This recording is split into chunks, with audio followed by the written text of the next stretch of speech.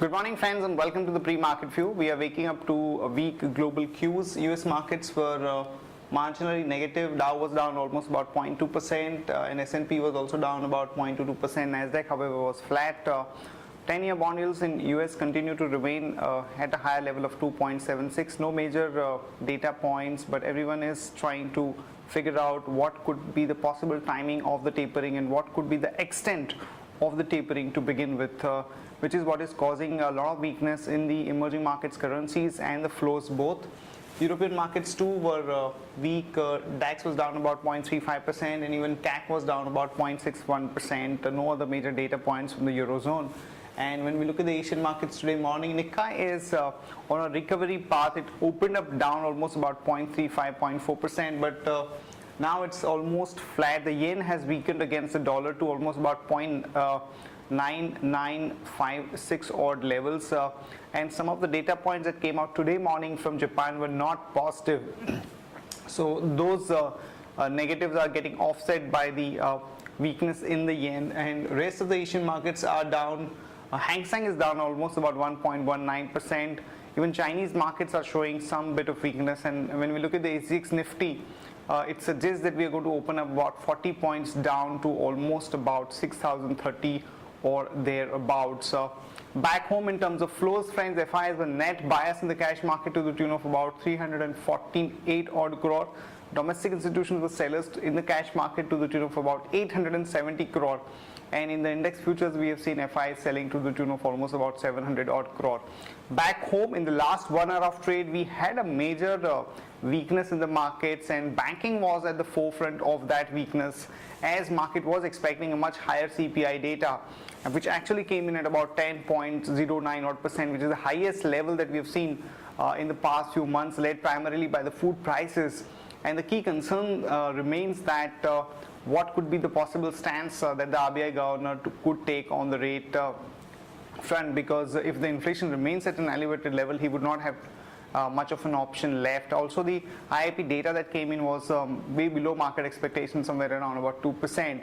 So yes, we are waking up to the weak cues, but we have to keep in mind that our markets has been showing weakness for the past about 5 to 6 days, and a large part of these negatives have already been priced in. So there is no point in going short in the market today morning. We should try to see where the market stabilizes and try to play for a possible pullback. And we think that IT and to some extent pharma could provide a good pullback in the markets, which we should try and play for. On that note, let me invite Shaival to take us through important F&O cues and the ideas that we could have from the F&O side. Good morning friends, let's have a view at derivatives. Friends, we've been seeing from the highs of almost we have been seeing that the markets from the all-time high after a moderate trading session has been continuously sliding, and yesterday it's closed below 6,100 mark. But in yesterday's trade, despite of the carnage in the market, we've seen some long positions have been added, as around 6.04 lakh shares were added in open interest with the increase in the cost of carry. But on the other hand, we've seen that the PCR ratio has slipped below the mark of 1 and is at 0.98, as we have not seen major addition on the put side, but we have seen some aggressive addition happening on the call side, due to which the PCR is at 0.98. Talking about the implied volatility from last 3 to 4 trading session, it's been continuously increasing, and due to which we have been seeing that the market has been on the slide on the downward. Now from the option matrix, it's currently visible that good amount of addition has been taking place in calls of 6,100, 200, 300 and 400, whereas 6,000 strike call as well as put option has seen good amount of activity taking place in the market, followed by 5,900 put option. And as we are trading below our weekly VWAP of 6260, our bias for the market is clearly negative. Our range is 6062.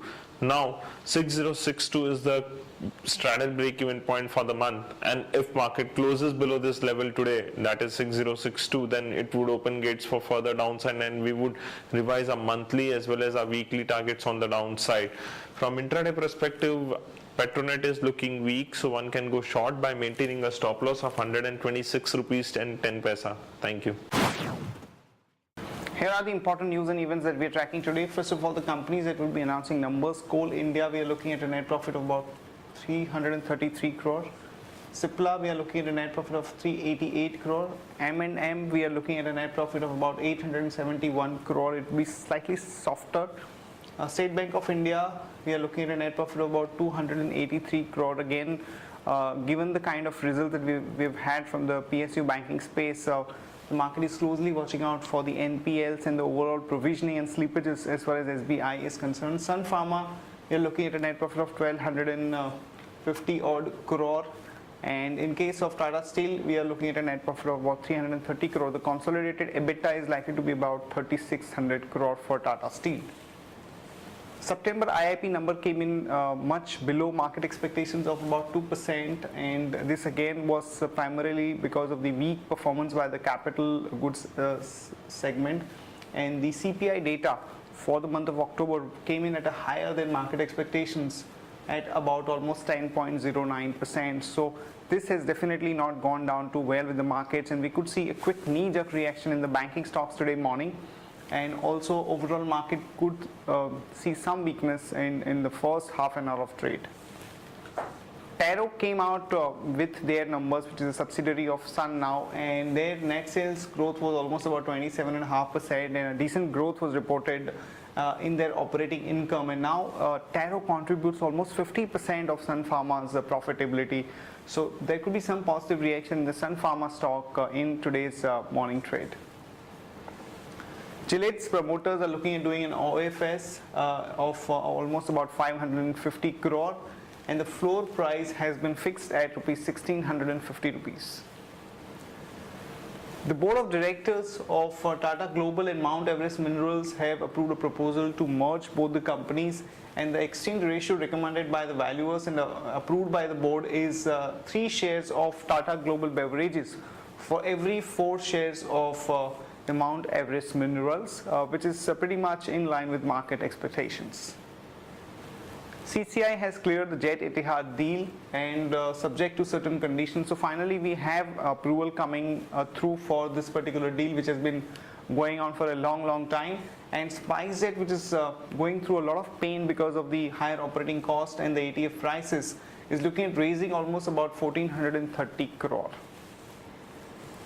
Hero MotoCorp would be launching a few products in US and Canadian markets. One has to see how this entire plan goes through, because this is the first time that any Indian company is launching products in US and Canadian markets, and Indian Oil is in talks to buy Petronas 10% stake in the Canadian gas asset. Coming to the stock specific ideas, Future Lifestyle has exited from the BIBA and A&D for almost about 450 crore, and they have made a profit of almost about 190 crore for their stake in BIBA. So one can go short, one can go long there with a stop loss of 68 and a target of about 75 to about 77. And Idea too has slashed their 2G and 3G data and voice tariff, which is definitely a bit of a negative for Idea. So one can go short on Idea with a stop loss of 164 and a target of about 154 to about 150. Coming to the Alpha Delivery idea that we have rolled out yesterday, friends, we have rolled out idea on Tata Coffee Limited. The current price of Tata Coffee is about 1,025, and we are looking at a target of about 1,570 rupees.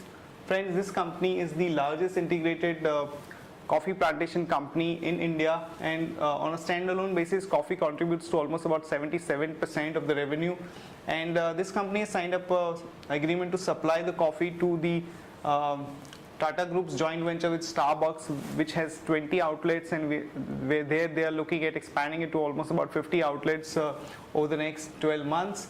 And the acquisition of 8 O'Clock Coffee in the US and Canada definitely has bode well for the company, and it contributes to almost about 65% of the consolidated revenue of the company. And they have relaunched some of the brands both in US and Canadian markets, and they are doing extremely well. Other thing is that both Arabica and the Robusta coffee prices have come down, which is a bit of positive for Tata Coffee. And valuation wise, the stock is quoting at about 13 times its consensus FY15 EPS. The stock has seen sharp correction after the announcement of the numbers to the tune of almost about 38% from the top.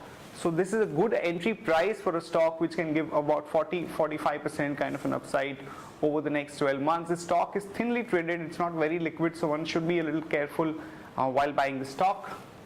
And looking at the charts, as we can see that there was a sharp correction in the stock from almost about 1600 and currently it's trading about 1000. There's a good amount of support coming in around 1000 levels, so the risk reward makes a lot of sense to enter into the stock. That's it from all of us, friends. Have a great trading session and see you tomorrow at the same time.